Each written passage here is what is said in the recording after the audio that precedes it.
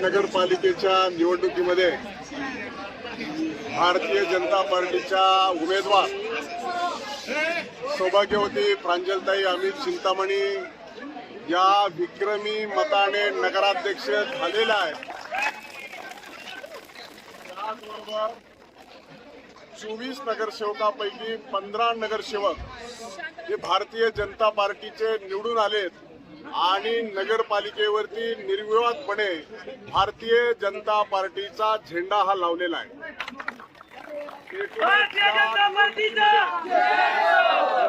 या निवडणुकीमध्ये जामखेड आणि जामखेडच्या उपनगरातील सर्व जनतेने आणि नागरिकांनी भरभरून भारतीय जनता पार्टीवरती प्रेम केलं।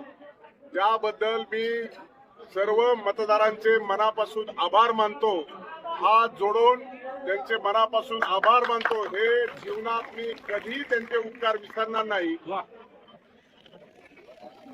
आणि दिलेला वचननामा हा पूर्ण करण्याच्या दृष्टिकोनातून नगराध्यक्षाच्या नेतृत्वामध्ये राज्याच्या आणि देशाच्या सरकारच्या माध्यमातून मोठ्या प्रमाणामध्ये निधी आणून आपलं शहर स्वच्छ, सुंदर आणि भयमुक्त करण्यासाठी निश्चित स्वरूपामध्ये प्रयत्न करणार।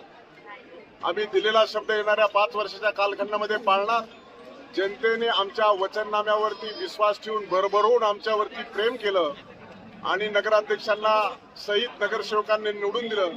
आमचे काही नगरसेवक काही थोड्याफार फरकाने अतिशय चांगले उमेदवार असून देखील पराजय झाला।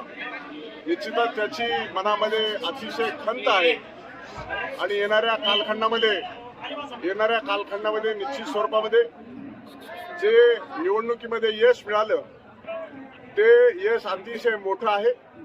म्हणून विरोधकाच्या प्रचाराला कुठंही थारा न देता भूमिपुत्राच्या शब्दावरती विश्वास ठेवून या शहरातील जनतेने मोठं मताधिक्य देऊन भारतीय जनता पार्टीच्या हातामध्ये सत्ता दिली आहे आणि म्हणून आरोप प्रत्यारोप करत असताना खोटं नाटं बोलणं हे अंगलट कसं आलं हे या निवडणुकीवरून आपल्या लक्षात येतं आणि म्हणून काही काळापूर्वी ज्या घटना घडल्या त्या निश्चित स्वरूपामध्ये दुर्दैवी आहेत।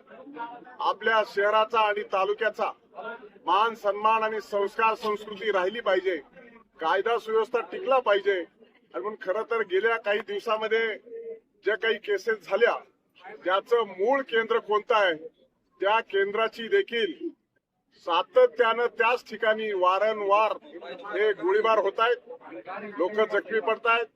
निश्चित स्वरूपामध्ये कायदा आणि सुव्यवस्थेचा प्रश्न निर्माण होतोय।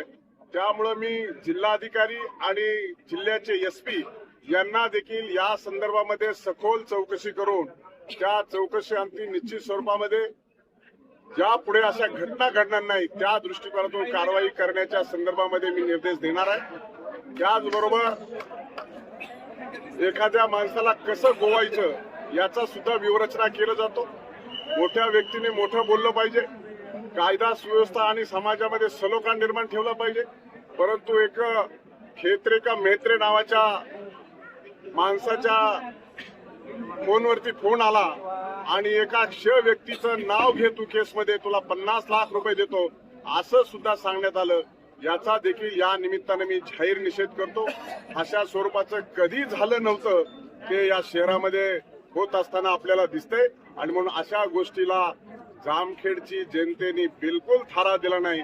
त्याबद्दल मी पुन्हा एकदा जनतेचे हात जोडून आभार मानतो, नतमस्तक होऊन त्यांच्या चरणी प्रार्थना करतो की तुम्ही टाकलेला विश्वास हा निरर्थ जाऊ देणार नाही, हा या निमित्तानं माझा विश्वास आहे। ते महाराष्ट्रामध्ये नगरपालिका आणि नगरपंचायतच्या निवडणुकीमध्ये देशाचे आदरणीय पंतप्रधान नरेंद्रजी मोदी, राज्याचे माननीय मुख्यमंत्री देवेंद्रजी फडणवीस आणि प्रदेशाचे अध्यक्ष रवींद्र चव्हाण यांच्यावरती विश्वास ठेवत या राज्यामध्ये सर्वाधिक नगरपालिकेमध्ये सत्ता देण्याचं, आशीर्वाद देण्याचं काम या महाराष्ट्रातल्या जनतेने दिलंय।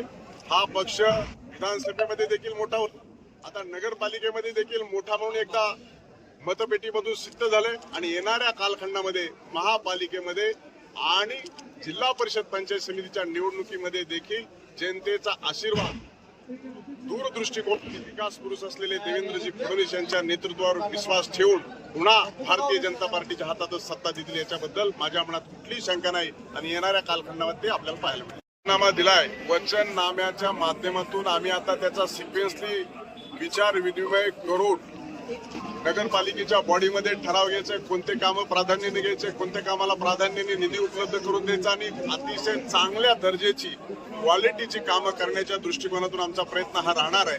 आणि म्हणून विरोधकाला सपसेल चपराक देत नेस्तनाबूत करत भारतीय जनता पार्टीला सत्ता दिलेली आहे. त्याच्यामुळं आता आम्ही लोकांच्या मनातलं स्वप्न स्वच्छ शहर, सुंदर शहर आणि भयमुक्त शहर करणे